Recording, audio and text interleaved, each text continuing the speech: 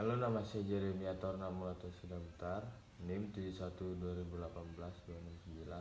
Setelah ini saya akan memberikan penjelasan mengenai teologi dan teknologi. Selamat menonton. Teologi dan teknologi. Teologi diambil dari kata theos dan logos. Theos artinya Tuhan dan logos artinya ilmu. Teologi merupakan suatu ilmu atau dialog percakapan tentang membahas tentang ketuhanan. Nah, teknologi sendiri berasal dari kata teknologia, bahasa Yunani. Tekno artinya keahlian dan logia artinya pengetahuan. Pada awalnya makna teknologi terbatas pada benda-benda berwujud seperti peralatan-peralatan atau mesin. Teknologi hadir untuk mempermudah pekerjaan manusia. Secara radikal, kemajuan yang telah manusia capai tersebut telah mempengaruhi bagaimana manusia membangun hubungan dengan orang lain, termasuk bagaimana ia menangani permasalahan-permasalahannya. Fokus terhadap materi ini yaitu bagaimana agama atau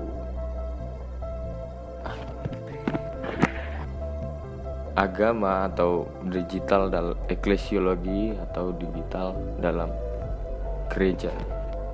Namun gereja dan pengaruh teknologi demikian semangat yang dibangun bukan bernuansa tamak dan eksploitatif secara liar, melainkan segenap pencapaian tersebut merupakan manifestasi tugas pengelolaan yang didasarkan pada akal budi atau kecerdasan akal dalam kendali rasa hormat dan pelayanan. Pola hubungan kedua itu adalah ketika kebenaran iptek yang bertentangan dengan kebenaran agama makin tidak dapat disangkal, sementara keyakinan akan kebenaran agama masih kuat. Jalan salah satunya adalah menerima kebenaran keduanya dengan anggapan bahwa masing-masing mempunyai wilayah kebenaran yang berbeda. Kebenaran agama dipisahkan sama sekali dari kebenaran ilmu pengetahuan. Dalam pola hubungan seperti ini, pengembangan iptek tidak dikaitkan dengan penghayatan dan pengalaman agama seorang karena keduanya berada pada wilayah yang berbeda, baik secara individu maupun komunal. Pengembangan yang satu tidak mempengaruhi pengembangan yang lain. Teknologi adalah suatu sumber daya di mana gereja harus dengan bijak mengambil peran sebagai penata layanan yang pemberitaan amanat agung di era digital.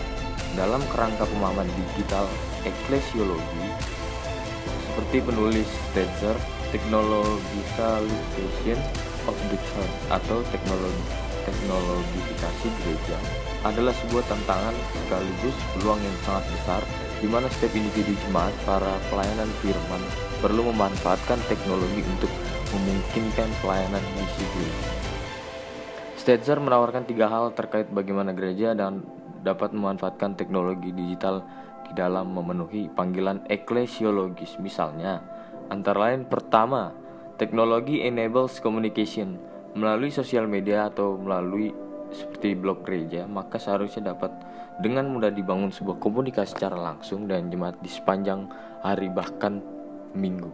Di sini teknologi memungkinkan jemaat dengan mudah memiliki komunikasi langsung dalam skala yang lebih luas dan lebih jelas. Kedua, teknologi enables community. Teknologi memungkinkan ikatan komunitas eklesiologis yang lebih besar yang tidak menuntut kedekatan secara fisik. Dalam dunia nyata, seorang dapat saja duduk berdampingan satu sama lain di dalam gereja dari minggu ke minggu, bahkan tidak saling bertegur sapa satu sama lain. Ketiga, teknologi enables discipleship. Menggunakan teknologi di gereja untuk memungkinkan komunikasi komunitas dan pemuridan. Contoh konkret dalam gereja dan teknologi itu bagaimana, seperti Alkitab dalam digital dan juga proyektor dalam peribadatan. Sains dan teknologi tidak akan mampu menyelesaikan persoalan manusia. Hati manusia adalah urusan agama. Sains dan teknologi tanpa agama sebenarnya bisa berkembang dan maju. Bukti nyata yaitu dari negara-negara modern seperti Eropa, Amerika, Jepang, China, Korea, dan lain-lain menjadi maju tanpa agama.